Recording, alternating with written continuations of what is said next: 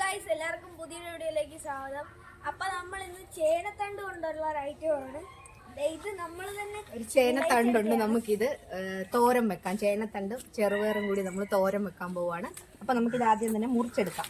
നമ്മൾ തന്നെ കൃഷി ചെയ്തുണ്ടാക്കിയ ചേനത്തണ്ടാണ്. നമ്മുടെ ചേനത്തണ്ട് ഇവിടെ ചെത്തി എടുത്തിരിക്കുന്നു. ഇളം തണ്ടാണ് നല്ലത്. അപ്പോൾ ഗൈസ്, നമുക്ക് നേരെ നമ്മുടെ വീഡിയോയിലോട്ട് പോവാം. ആദ്യം തന്നെ നമ്മുടെ ഈ ചേനത്തണ്ടിന്റെ ഇതിങ്ങനെ തോല് നമുക്ക് ഇങ്ങനെ മാറ്റണം. എന്നിട്ട് ഇത് കൊത്തി അരിഞ്ഞെടുക്കണം. ഇതുപോലെ എല്ലാ വശത്തെയും തോല് നീക്കിയിട്ട് ഇത് കൊത്തി അരിയണം. അപ്പം നമ്മൾ ഇതുപോലെ തൊലിയെല്ലാം കളഞ്ഞ് എടുത്തിട്ടുണ്ട്.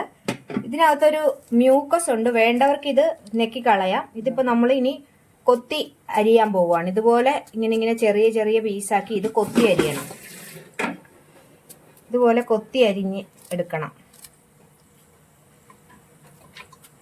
ഇതുപോലെ ഇങ്ങനെ കൊത്തി അരിഞ്ഞെടുക്കണം.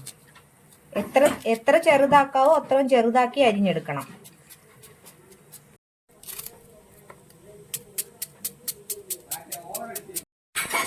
നമ്മൾ അരിഞ്ഞ ഈ തണ്ട് നമ്മളൊന്ന് നന്നായിട്ട് കഴുകി എടുക്കുവാണ്. നല്ലവണ്ണം പിഴിഞ്ഞ് എടുക്കണം.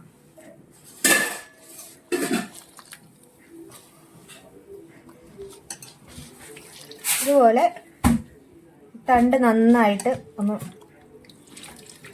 പിഴിഞ്ഞെടുക്കണം.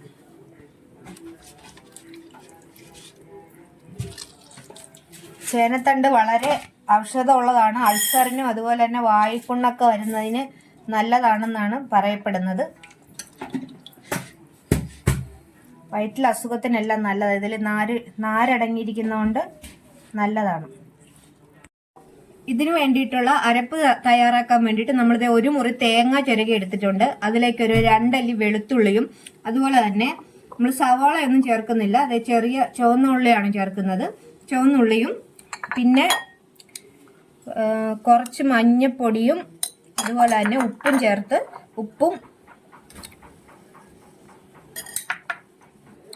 പിന്നെ നമ്മൾ ഈ പച്ചമുളകും കൂടി ഇട്ട് ഒന്ന് ചതച്ചെടുക്കാൻ പോവാണ്. നമ്മൾ തേങ്ങായും ഇതെല്ലാം കൂടി ഒന്ന് കല്ലിലൊന്ന് ചതച്ചെടുക്കുവാണ്. മുളകും എല്ലാം കൂടി ഒന്ന് ചതച്ചെടുത്ത് നമുക്ക് വറുത്തളിച്ചാൽ മതി. ഇതുപോലെ നമ്മളൊന്ന് ചതച്ചെടുക്കണം.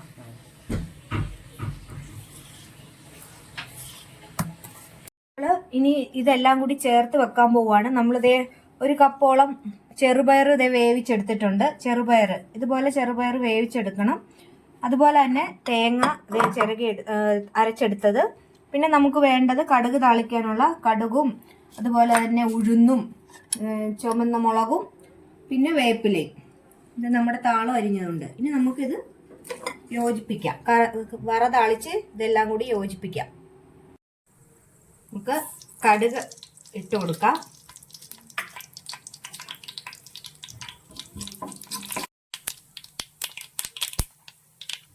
നമുക്ക് ചെറിയുള്ളി ചെറുതായിട്ട് അരിഞ്ഞത് ഇട്ട് കൊടുക്കാം. നമ്മൾ അടുത്ത ഇൻഗ്രീഡിയൻറ്റ് ചേർക്കാവുള്ളൂ.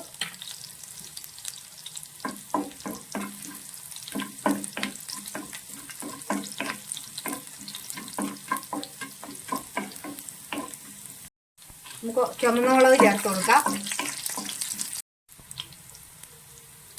ഇനി ഇതിലേക്ക് നമുക്ക് കുറച്ച് ഉഴുന്നെടുത്ത് വെച്ചിരിക്കുന്നത് ചേർത്ത് കൊടുക്കാം.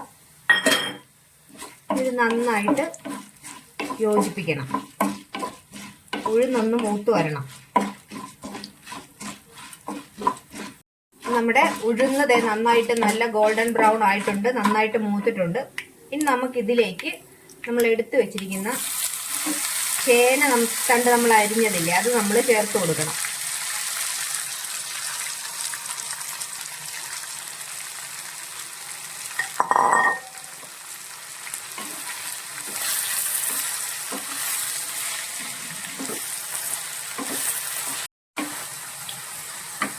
നമുക്ക് ഇതൊന്ന് മൂടി വെച്ച് വേവിക്കാം കുറച്ചു നേരം. ഇനി നമുക്ക് ഇതിലേക്ക് നമ്മൾ അരച്ചു വെച്ചിരിക്കുന്ന അരപ്പ് ചേർത്ത് കൊടുക്കാം. ഒതുക്കി എടുത്ത തേങ്ങയാണ്, കല്ലിലാണ് നമ്മൾ ഒതുക്കി എടുത്തത്. മിക്സിയിൽ അടിച്ചെടുക്കേണ്ടവർക്ക് മിക്സിയിൽ അടിച്ചെടുക്കാം. കല്ലിൽ അടിക്കുമ്പോഴാണ് അതിനൊന്ന് സ്വാദ് കൂടുന്നത്. ഇതൊന്ന് നന്നായിട്ടൊന്ന് ആവി കയറട്ടെ. അതിനുശേഷം നമുക്ക് പയറിട്ടാൽ മതി. ഇനി നമുക്ക് ഇതിലേക്ക് നമ്മൾ വേവിച്ച് വെച്ചിരിക്കുന്ന ചെറുപയറും കൂടി ചേർത്ത് കൊടുക്കാം. ഇതിലേക്ക് നമ്മൾ കറിവേപ്പിലയും കൂടി ചേർക്കുവാണേ.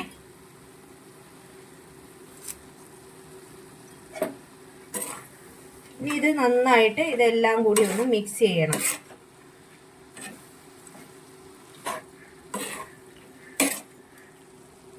പയറും ചേനത്തണ്ടും എല്ലാം കൂടി ഒന്ന് മിക്സ് ചെയ്ത് ഇനി ഒന്ന് ആവി കയറി വന്നു കഴിഞ്ഞാൽ നമ്മുടെ തോരൻ ഇവിടെ റെഡി ആയിട്ടുണ്ട്.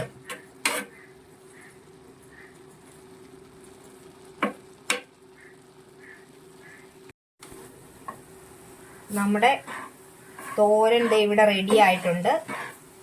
നമ്മൾ പണ്ടൊക്കെ കേട്ടിട്ടുണ്ടല്ലോ ചേനത്തണ്ടും ചെറുപയറും എന്നൊക്കെ പറഞ്ഞ ഒത്തിരി പാട്ടൊക്കെ ഉണ്ട്. എല്ലാവരും ഈ തോരൻ ഒന്ന് വെച്ച് നോക്കണം. കർക്കിടക മാസത്തിൽ കഴിക്കാൻ ഇതുപോലുള്ള ഇതൊക്കെയാണ് കഴിക്കേണ്ടത്.